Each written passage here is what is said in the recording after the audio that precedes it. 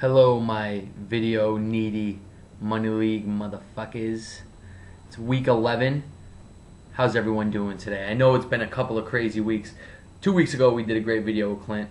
Last week was kind of a short video. No effort put into it. I was very, very aggravated with what was going on. Thank God the drama is over. Thank goodness we can get back to what we do best, which is fantasy football talk trash and me doing fantastic videos, because that's what I do. I do fantastic videos. But last week I was 3-3. That runs my total up to 35 and 25 in picks.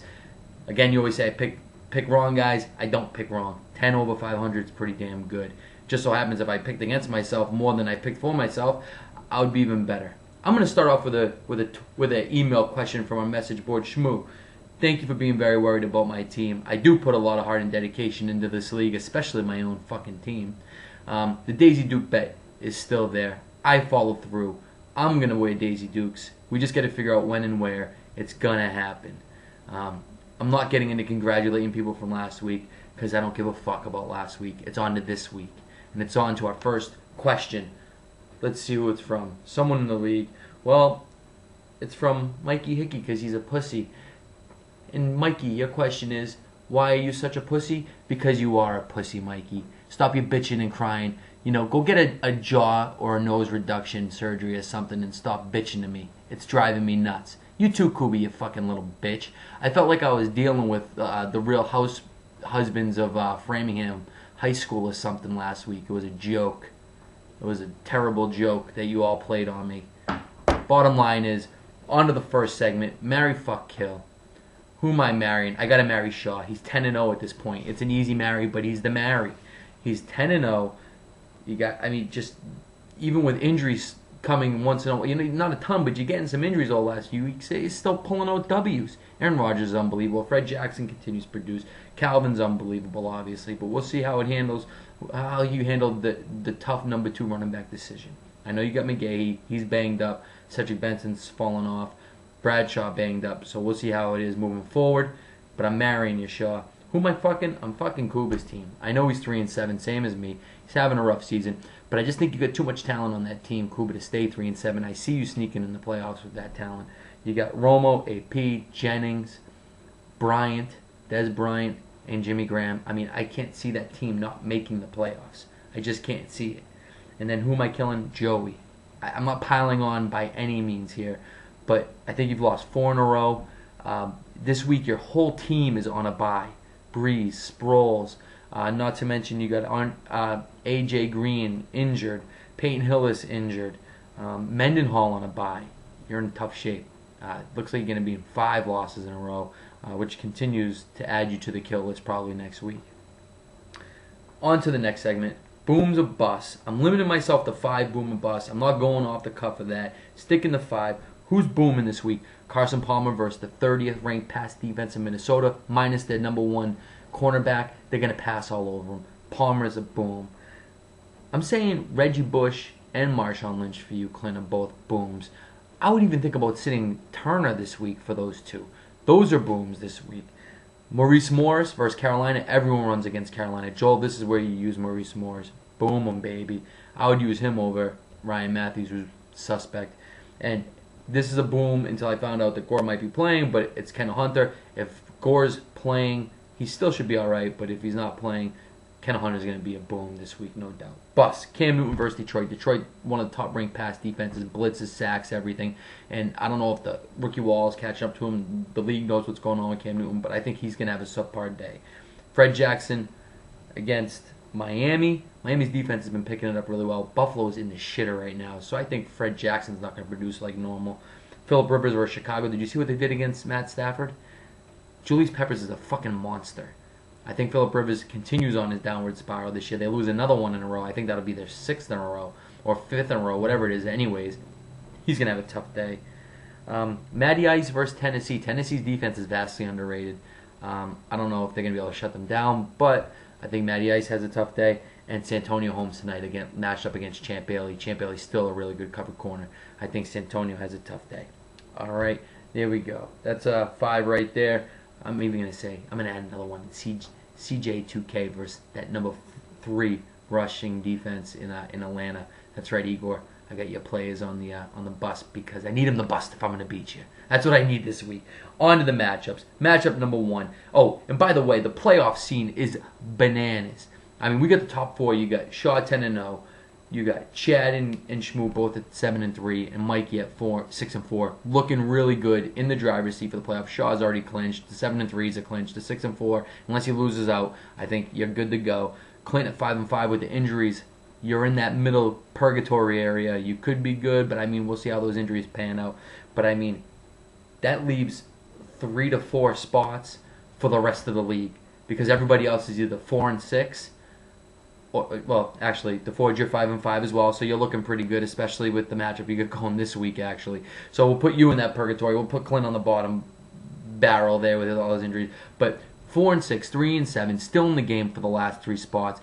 It's crazy. It's going to be bananas. I think Joey falls out. Igor, depending on what happens this week, it's going to make or break our season. In the same, we'll get into the games. Matchup number 1, anyways. Me versus Igor. I'm 3-7. Igor's 4-6. Like I've been saying, most frustrating fantasy football season I've ever had. The fact that Mike Wallace and Ben Roethlisberger on buys means I'm probably going to win because 2 of my better players are on buys. And then whenever all my guys aren't on buys, I fucking lose. Igor, you know, kick Carson Palmer versus Cam Newton. I think the matchup's in my favor there with Palmer. You got running backs Ray Rice. Beanie Wells obviously has a tough matchup. Chris Johnson in a tough matchup. Gore's going to be limited probably, so right there we're looking at something a little give and take there. I mean, Ray Rice should blow up. They should be giving the ball. Wide receivers got to go your way. Obviously, I got Bo and Earl Bennett in there, and you got Steve Smith and whoever else you want to put in there out of your 5 wide receivers to choose. Hopefully, you choose the right one for yourself. But I'm beating you. Game break is going to be Palmer, and I'm moving into the playoffs, and you're moving out of the playoffs with this loss.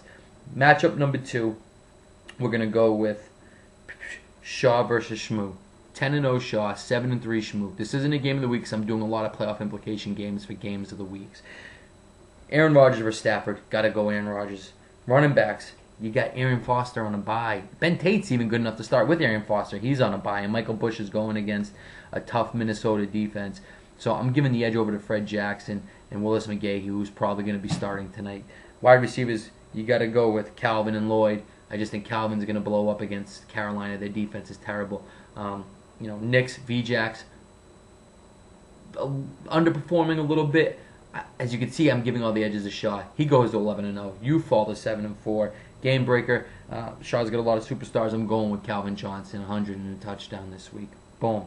On the matchup number 3, it's a classic rivalry matchup. Mikey versus Clint. Mikey 6-4. Clint 5-5. Clint's in tough shape with the quarterback position. Vic, banged up ribs. They say he's probably going to play. Who knows? Cutler in a tough matchup against San Diego. Mikey's got Phillip Rivers against Chicago, a tough matchup. Then we're on to the running backs. I see this kind of going a little bit of a wash here. You got Forte versus Tolbert, Lynch and Turner. If you go Lynch and Bush, I'm giving the edge to you, Clint. But the big matchup is over in the wide receivers. I mean, Mikey's got 3 really good wide receivers in Bolden, Jordy Nelson, and Fitzgerald. I don't know which 2 he's going to start. You got Djax coming off of a suspension in an iffy situation at quarterback, Clint. Doucette, while the other guys are injured. Colson's on a bye. Miles Austin is injured. Jason Witten, I would like to have him on my team. He's a great tight end for Mikey. So as you can see where I'm going with this, Mikey gets the edge. Mikey gets the W. 7-4. Clint goes to 5-6. I'm picking Jordy Nelson as the game breaker here. If you start him, if you don't start him, you'll see him blow up on your bench. So Jordy Nelson. There we go. Next game. Listen, I'm just bouncing around over here. Things are going. That's how it is. Joey versus Greg. Joey's 4-6. Greg's 5-5. Joey's whole team's on a bye. I'm not even going to talk about one player he has going because he doesn't have any players going. Greg's got Matty Ice. No need to really get into this much more. His 2 running backs are Sean McCoy, Steven Jackson.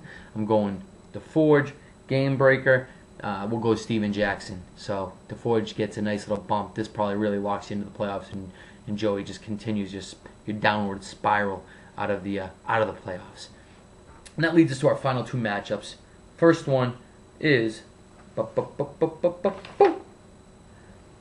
my friends. BOW. And this one's really to get under people's skin. I got JJ versus Joel. Both 3-7, both fighting for the playoffs. I'm picking you, Joel, to blow out JJ. I just think JJ's got tough matchups, not to mention he lost Schaub. Again, JJ, you're having a terrible season, injury-wise. Schaub gone. Jamal Charles gone. Kenny Britt was on his way to be a superstar wide receiver. He's gone.